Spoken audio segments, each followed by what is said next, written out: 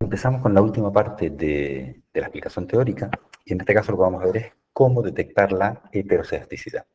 Vamos a tener dos caminos. Un camino es el método gráfico y el otro camino es el método analítico. Comenzamos con el método gráfico. Gráficamente,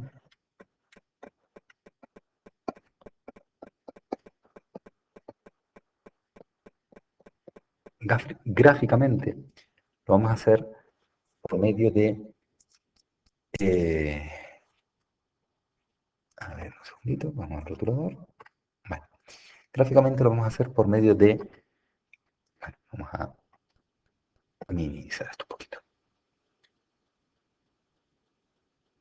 Por medio de los gráficos de dispersión. Y vamos a tener principalmente dos tipos de gráficos de dispersión que son los que nos van a ayudar en este sentido. Uno es aquel en el que nos encontramos. Vamos a hacer un gráfico y nos encontramos. Uy, perdón.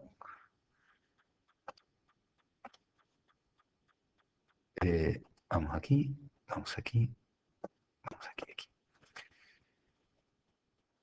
Nos encontramos la endógena frente a una variable exógena y los puntos, digamos que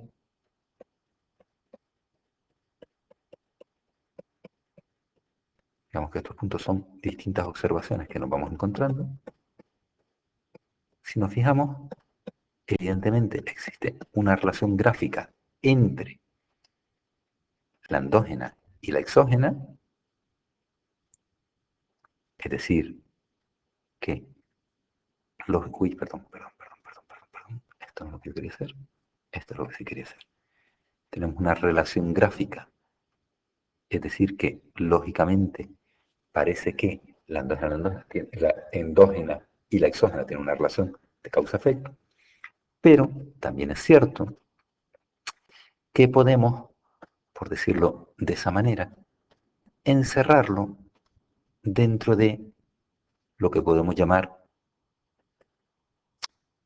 unas bandas. A ver si lo hago correcto. Esto era correcto, vale, perfecto. Entonces podemos ver que toda la variación se encuentra dentro de esta banda y estas bandas cada vez se van abriendo. Esto lo que dice es un gráfico de trompeta. Aquí las variaciones de los datos son pequeños, aquí las variaciones de los datos son muy grandes. El ejemplo que les dije de precio en función de cilindrada podría ser un caso, un ejemplo bastante típico, el precio de un coche en función de la cilindrada. Si ponemos, bueno, vamos a poner aquí el precio de un vehículo en función de la cilindrada.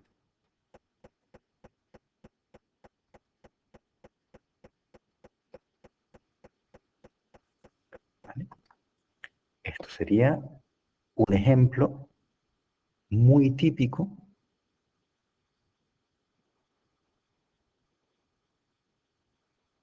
precio en función de la cilindrada.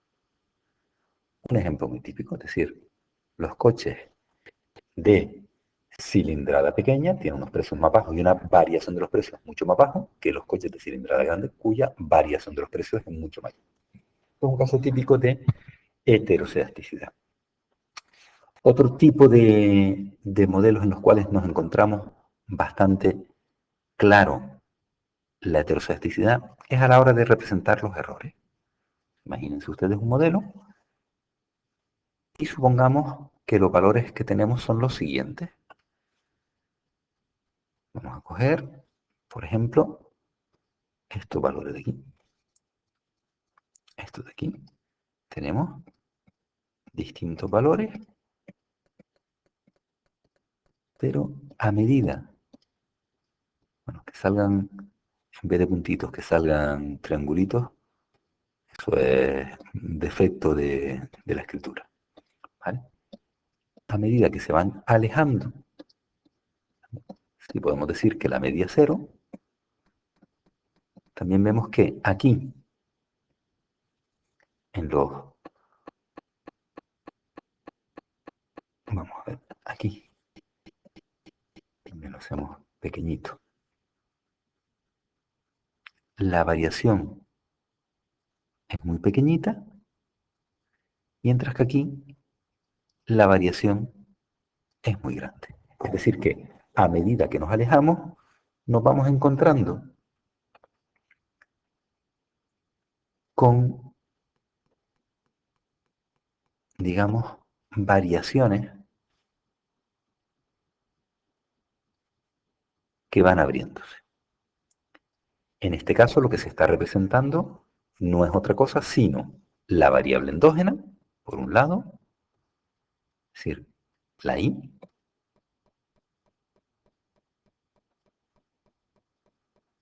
sub I, en función de los errores. ¿Vale?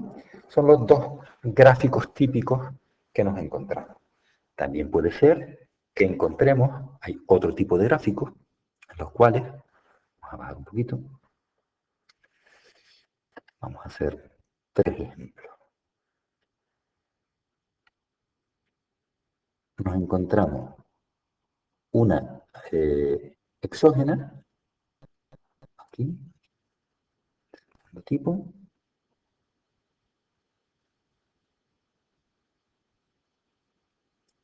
frente a los errores, es decir, en el eje de la X nos encontraríamos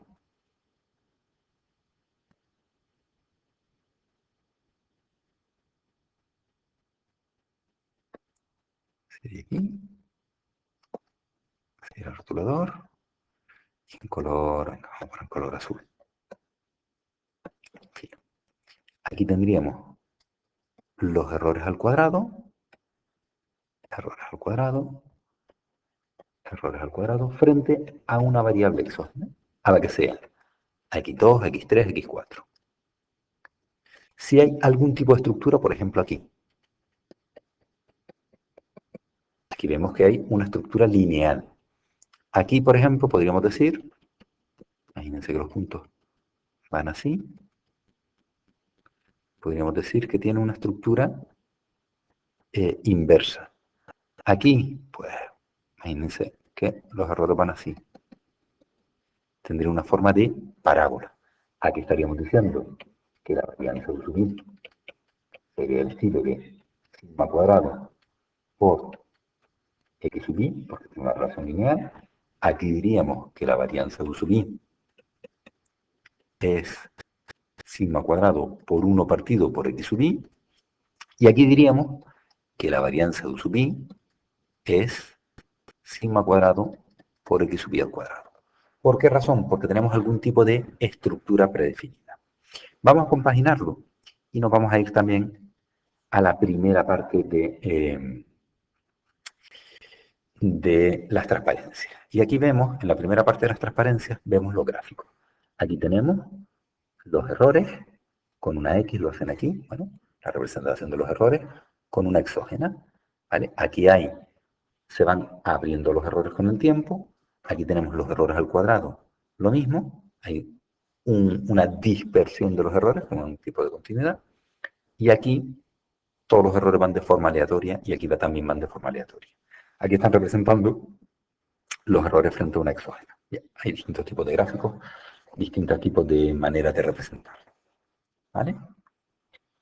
La siguiente forma que vamos a ver la detección de los errores es de forma analítica. Es decir, habíamos visto cómo detectar la heterocedasticidad gráficamente.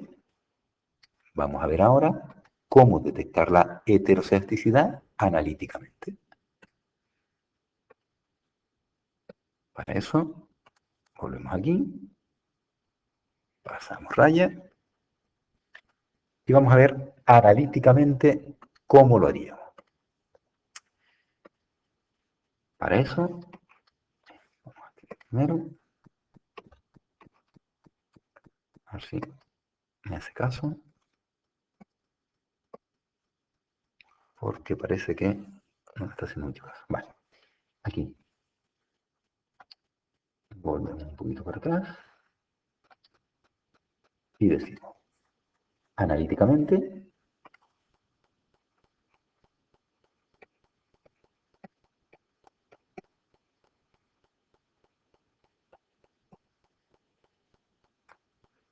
lo vamos a hacer por medio del contraste de White. Bueno, vamos a ver esto. Analíticamente, lo vamos a hacer por medio del contraste de White. Vamos a ver qué es el contraste de White y cómo podemos hacer esto. Quitamos esto de aquí y quitamos esto de aquí.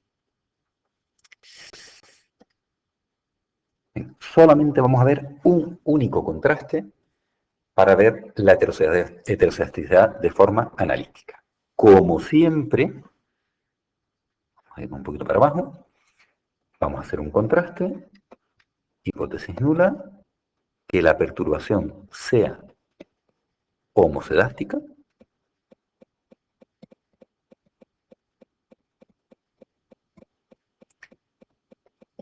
hipótesis alternativa, que la perturbación sea heteroscedástica.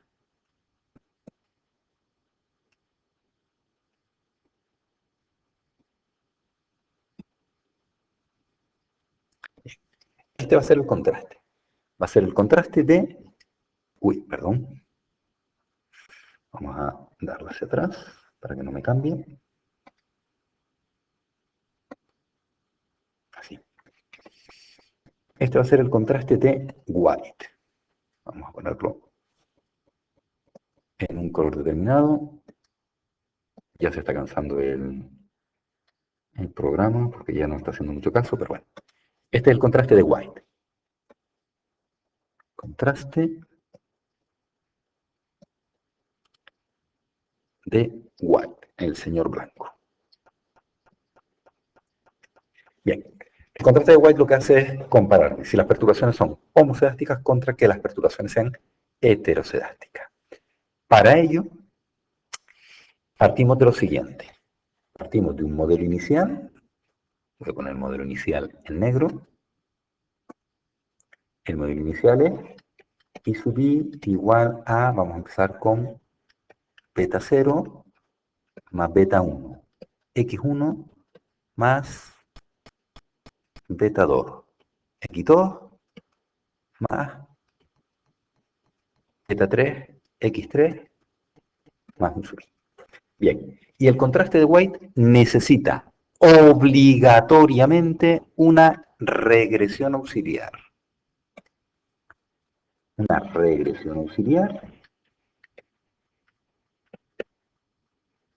Regresión auxiliar.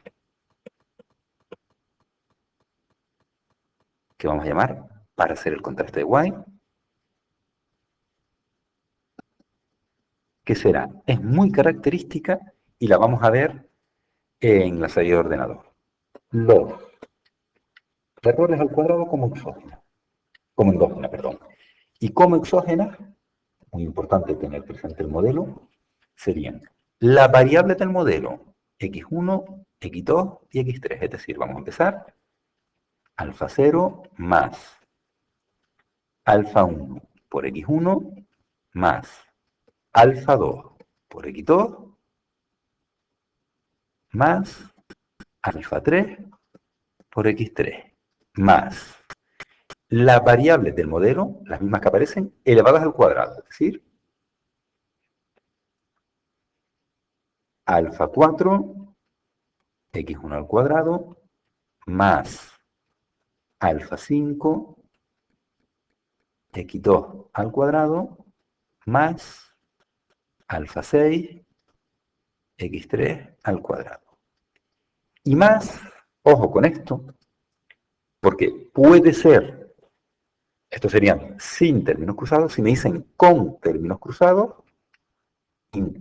habría que añadir alfa 7, x1 por x2, más alfa 8 x1 por x3 más alfa 9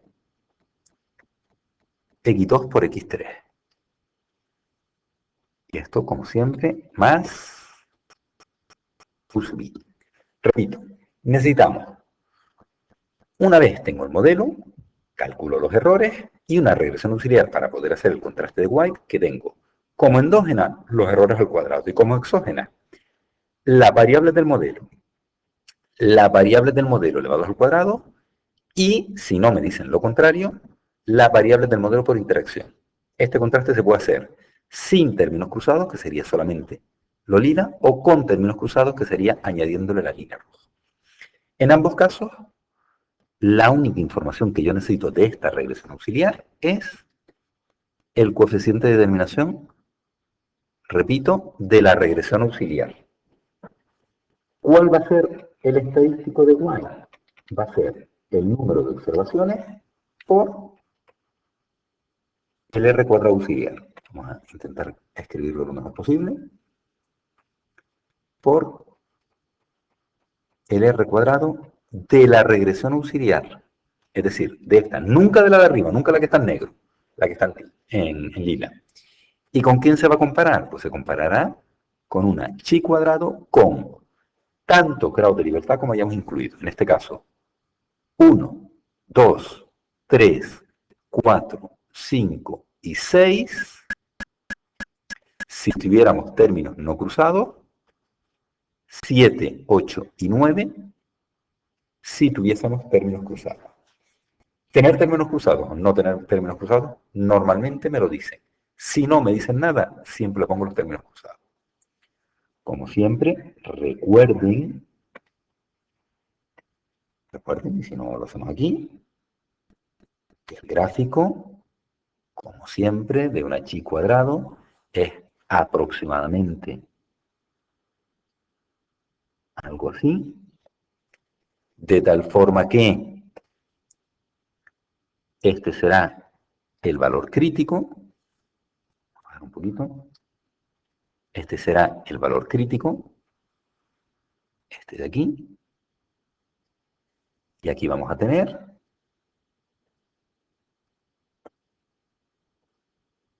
nuestra zona de aceptación, nuestra zona de rechazo. Esto es la zona de rechazo de la hipótesis nula. Y esta otra, la zona de aceptación de la hipótesis nula. Aceptación de la hipótesis nula. Si yo hago el contraste, cálculo estadístico, comparo con una chi cuadrado con 6 o con 9 grados de libertad, y me sale por encima de la chi cuadrado, rechazo la hipótesis nula. Si rechazo la hipótesis nula, ¿qué estoy diciendo? Pues estoy diciendo que tengo un problema de heterocedasticidad. Si acepto la hipótesis nula, ¿qué estoy diciendo? Que tengo un problema de, bueno, que tengo perturbaciones homocedásticas y no tendría problemas, podría estimar por mí un cuadrado ordinario. Todo esto estoy diciendo se complementa, repito, con lo que vemos en la facultad, que sería en este caso esta hojita de aquí, que es esto, cómo se detecta la heterocedasticidad. Pues se parte del modelo inicial, se calculan los errores y se hace la regresión auxiliar para el contraste. Con y sin términos cruzados. Los errores al cuadrado frente a las variables del modelo, las variables del modelo elevadas al cuadrado y las variables del modelo por interacción, es decir, entre ellas. Se incluye la variable del modelo original, sus cuadrados y sus interacciones. Lo ponen en rojo porque puede ser que sí o puede ser que no. La hipótesis nula, ¿qué es? Que el modelo sea homocedástico contra que sea heterocedástico. O que todos los parámetros alfa que tenemos esto aquí, del 1 hasta el 5, sean todos ceros o hay alguno distinto de cero. Como les dije, el estadístico n por r cuadrado se compara con h cuadrado con p. ¿Vale? Todo esto tal cual como lo habíamos visto en la salida. Y esto lo vamos a ver ahora mismo. Una vez suba este vídeo, veremos el vídeo de cómo se ve esto en el EBIU. Venga.